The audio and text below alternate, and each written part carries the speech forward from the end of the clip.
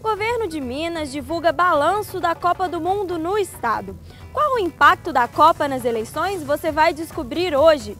Música coral é uma das atrações culturais da Copa em BH. Suspensa a liminar que proibia a Polícia Militar de impedir as manifestações contra a Copa. E ainda, as últimas novidades dos jogos. Está no ar o Portão C.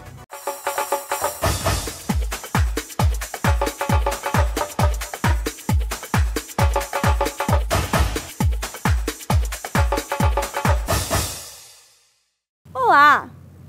Na manhã de hoje, a Secretaria de Estado de Turismo e Esportes de Minas Gerais divulgou o balanço da primeira fase da Copa do Mundo em Minas Gerais. 3 jogos já aconteceram em Belo Horizonte, mais 2 ainda vão se realizar.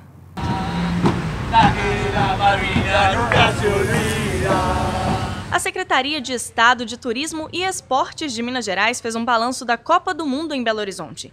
Em menos de 2 semanas, 109 pessoas foram detidas pela Polícia Militar na região metropolitana, sendo 51 delas estrangeiras. Nossa visão é que, para o volume tão grande de turistas que estão aqui, essa é um número esperado, não está fora da normalidade em termos estatísticos, não. Ainda assim, o balanço é positivo. Até hoje foram 4 jogos em 11 dias de evento, nos quais a capital recebeu 40 nacionalidades. E o aumento do fluxo de pessoas fez com que a demanda de bares e restaurantes aumentasse em 70%. E nos dias de Jogo do Brasil, a Savassi chegou a receber 20 mil pessoas. E na FanFest, 140 mil visitantes se deliciaram com o feijão tropeiro.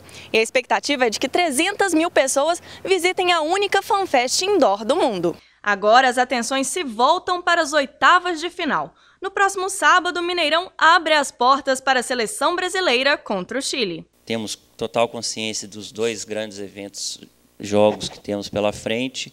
O trabalho continua, acho que a avaliação geral está positiva, mas continuamos alerta nessa operação grandiosa desses 2 jogos aí, semifinal, um jogo imenso.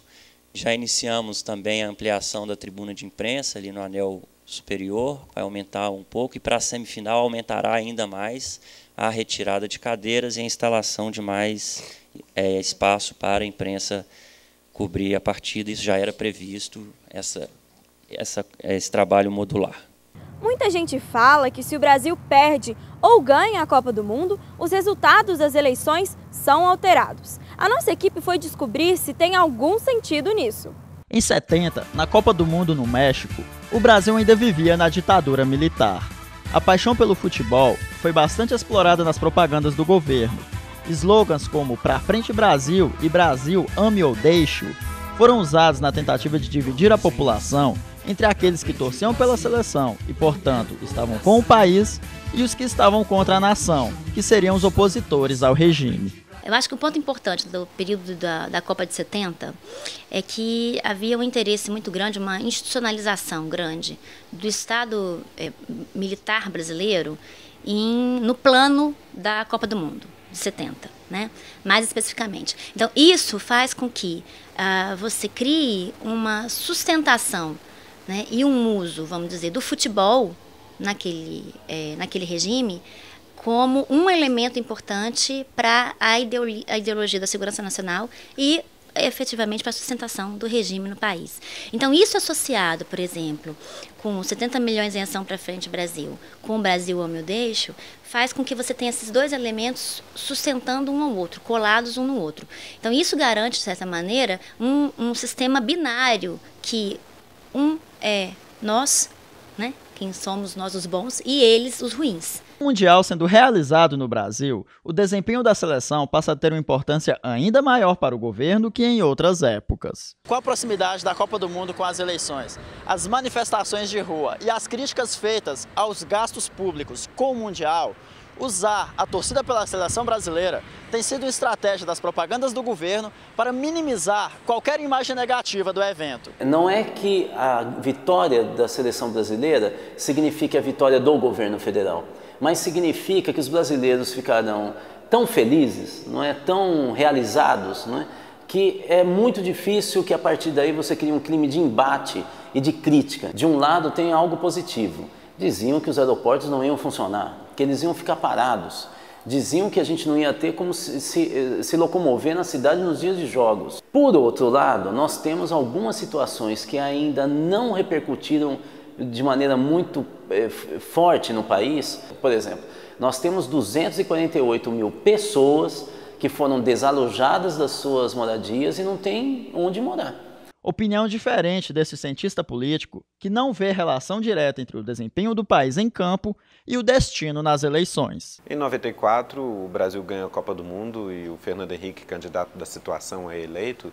Mas em 2002, quando volta a ganhar de novo a Copa do Mundo, quem ganha é a oposição, na única vez, na verdade, que a oposição ganhou, coincidiu com a vitória do Brasil na Copa do Mundo. Por exemplo, desemprego, lá naquela época, né? Desemprego tivesse alto, inflação alta, etc., a economia e o país não estivesse crescendo, o pessoal comemora a vitória na Copa do Mundo por uma semana e depois vota na oposição. Desde que a escolha do presidente passou a ocorrer no mesmo ano de Copa do Mundo, nem sempre a conquista em campo coincidiu com a vitória do candidato do governo.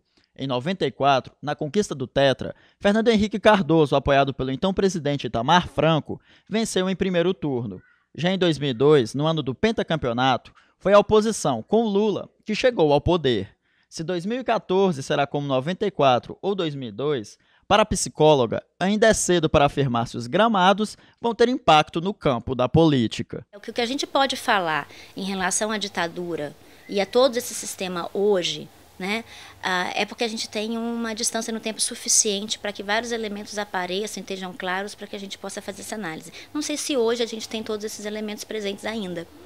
No próximo sábado, a seleção brasileira joga aqui no Mineirão e a expectativa para protestos é alta.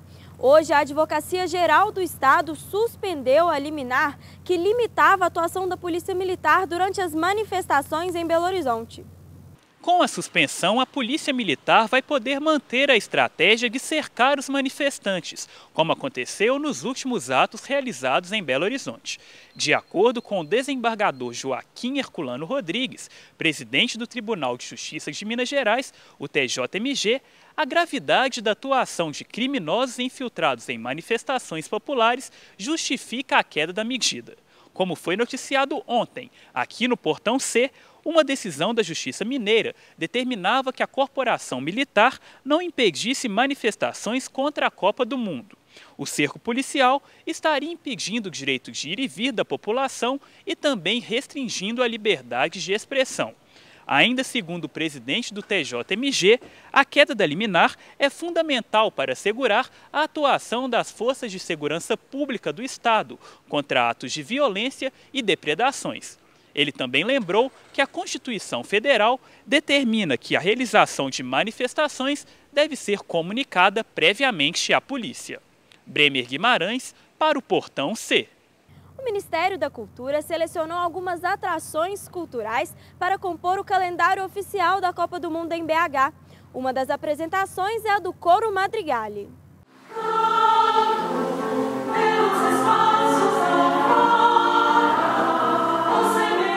Desde 1993, o Coro Madrigali encanta plateias. Mas pela primeira vez em 21 anos de história, o coro tem a oportunidade de participar de um momento histórico, a Copa do Mundo no Brasil. Foram mais de 1.800 artistas inscritos no edital do Ministério da Cultura para apresentar um pouco da cultura brasileira para quem vem de fora em uma das 12 cidades sede do evento. Em Belo Horizonte serão 7 atrações. E para a ocasião, o Madrigali preparou a série de concertos Seleção Brasileira de Músicas. A gente tem 5 apresentações ao longo do período da Copa do Mundo. As apresentações são sempre próximas a datas de jogos aqui no Mineirão, né? E a gente tem uma diversidade grande de seleções musicais sendo apresentada nesses concertos. Auditório cheio para ouvir clássicos da música brasileira como Chico Buarque e Noel Rosa. A gente teve alguns estrangeiros, todo mundo muito satisfeito, todo mundo gostou muito dos concertos.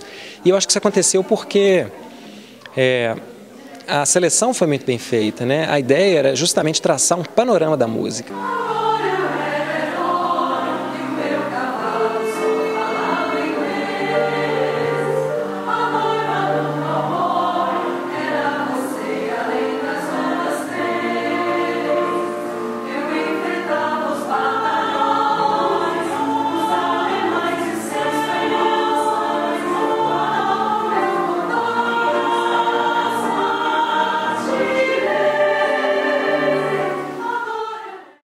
agora nós vamos para a redação da TV UFMG com as últimas novidades da internet e dos jogos. Leonardo Ribeiro. Olá, Beatriz! Terminou hoje a fase de grupos da Copa do Mundo. Hoje as seleções do grupo G e H entraram em campo pela última rodada. Então vamos dar uma olhada nos resultados dos jogos de hoje. Portugal derrotou a seleção de Gana por 2-1 no Estádio Nacional em Brasília. E a Alemanha ganhou de 1-0 dos Estados Unidos na Arena Pernambuco, em Recife. Rússia e Argélia empataram em 1-1 na Arena da Baixada, em Curitiba. E a Bélgica venceu a Coreia do Sul por 1-0 na Arena São Paulo.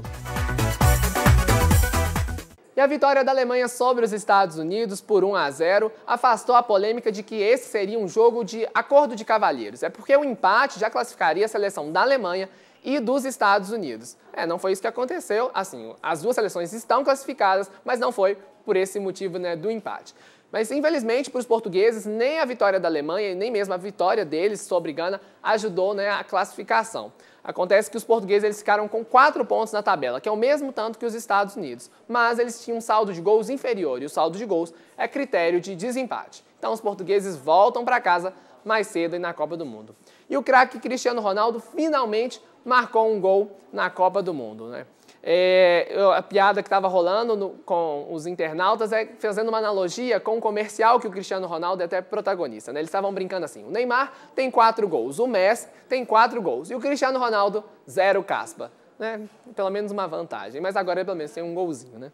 E hoje, cerca de 30 manifestantes, segundo a Agência Brasil, foram até a rodoviária no Plano Piloto, em Brasília, manifestar contra a Copa do Mundo e também pedir mais direito às mulheres e ao grupo LGBT. Entre as ideias defendidas pelo grupo de manifestantes, tem a negação do tratamento do corpo feminino como objeto, tem a falta de apoio a times femininos, a discriminação de LGBTs no futebol, a exploração sexual de crianças e mulheres, entre outras pautas. Os manifestantes eles ficaram apenas na rodoviária e isso não atrapalhou o fluxo dos pedestres que iam assistir ao jogo de Portugal e Gana.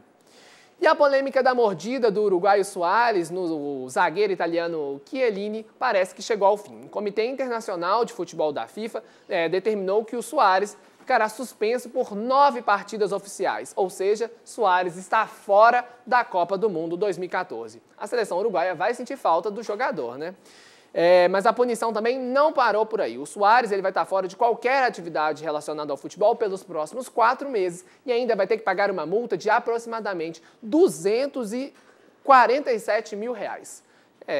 Não tá fácil para o jogador. E com esse término da última rodada, já dá pra gente saber quem está nas oitavas de final. Então vamos dar uma olhada. No grupo A, o Brasil se classificou em primeiro lugar com 7 pontos. Em segundo, ficou a seleção do México, também com 7 pontos, mas com saldo de gol menor, que é o critério de desempate. No grupo B, a Holanda foi a primeira colocada com 100% de aproveitamento, 9 pontos. O segundo classificado foi a seleção do Chile, com 6 pontos. No grupo C, a Colômbia, que venceu todas as partidas, foi a primeira colocada com 9 pontos. Em segundo lugar, a Grécia se classificou com 4. No grupo D, o temido grupo da morte, a Costa Rica encabeça a tabela com 7 pontos e o Uruguai foi a seleção classificada com 6 pontos. No grupo E, França se classificou em primeiro lugar com 7 pontos e a Suíça vem logo atrás com 6. No grupo F, a Argentina de Messi se classificou em primeiro lugar com 9 pontos. Em segundo, a seleção da Nigéria garantiu a classificação para as oitavas com 4 pontos. E com o resultado dos jogos de hoje, temos a classificação do grupo G. A Alemanha garantiu o primeiro lugar com 7 pontos e Estados Unidos, com 4 pontos, ficou em segundo nesse grupo.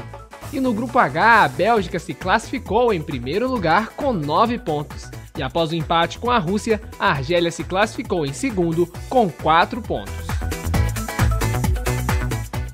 E amanhã tem mais Portão C. Até lá!